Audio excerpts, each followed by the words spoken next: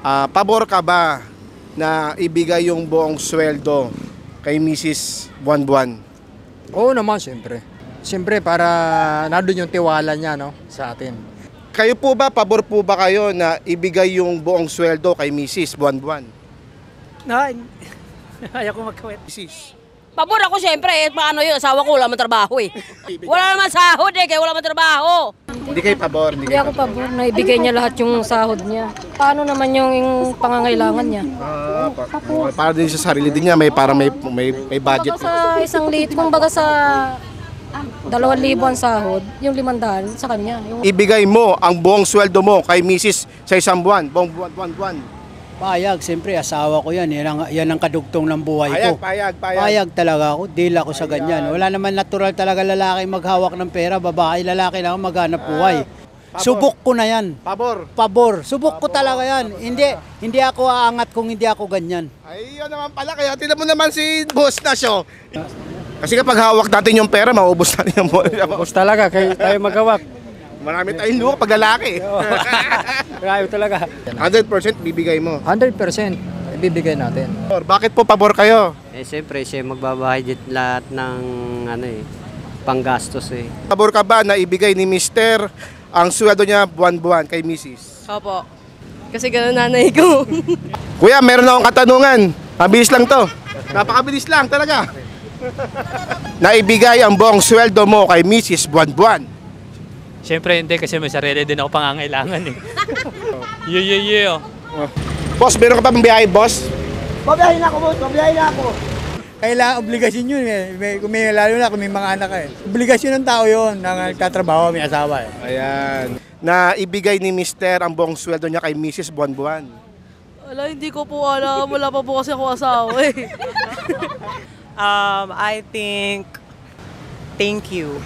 Ibigay ni Mister yung buong sweldo niya buwan-buwan sa'yo. Oo. Ba't? Batas ako. Kasi kung ayaw mo ibigay yung sweldo mo sa asawa mo ka mag-asawa. Siyempre, bibigay. Kasi kaya tayo nag-asawa dahil sa kanila, di ba? Obligasyon natin ibigay sa kanila yung kita natin. Ibigay ang buong sweldo mo kay Mrs. buwan-buwan. Sorry, wala pang misis eh. Wala ka pa bang Mrs.? Pero kung ganon, it depends. It depends on the situation. Yes, that's correct. May batas tayo rito sa Republika na ang batas na yan, ang 80% maiwan talaga yan sa asawa. Ibig sabihin pala, ito pala ay nais sa batas. Mayroong batas to. Yes. Kaya yan ang tinatawag na CBA Contract Basic Agreement ng POAA. Pero kailangan yung misis mo may kasulatan yan. Nakasal kayo. Government Regulation, Republic Act yan. Okay lang po ba na may interview? Kaunti lang, mabilis lang to. Napakabilis lang talaga. Ayan, mabilis. Sino kaya yung madalas nag-cheat? Lalaki ba o babae? Lalaki. Sa akin naman si Catherine, Daniel. Sa akin si Tanggol. So anong gusto niyo sabihin sa mga nag-cheat na tigil-tigilan na nila yan? Titigilan nila? Siyempre masama yung pag-cheat, diba? Masama yung kailangan kapag may relationship, isa lang talaga. Tigilan na. Oo, titigilan nila. Pag-acting nila? Hindi. Buwan-buwan, syempre hindi. Magtitira rin ako. Yan para sa akin din. Pero nag-ibig na rin talaga na kailangan magbigay talaga. Wala akong may sasagot dyan. Pabor ka ba na ibigay yung buong sweldo mo kay Mrs. Buwan-Buwan? Ay, teka. Hindi naman siguro pabor. Kasi paano naman din yung pangsarili mo? Sige, pag sa mga nagtatanong, magkano bang sa mga rate, ang rate ngayon ng kalesa? 500 po, sir. Every 30 So minutes. hanggang saan na yan? Intramuros po. Ayun, malaki na pala, 500, diba? Kalating oras po. Not necessarily po kasi meron din naman po siyang own expenses. Pwede niya rin po yung gamitin sa mga leisure niya po. Pero yung priority po natin na gastos, syempre kailangan pa rin po natin ibigay.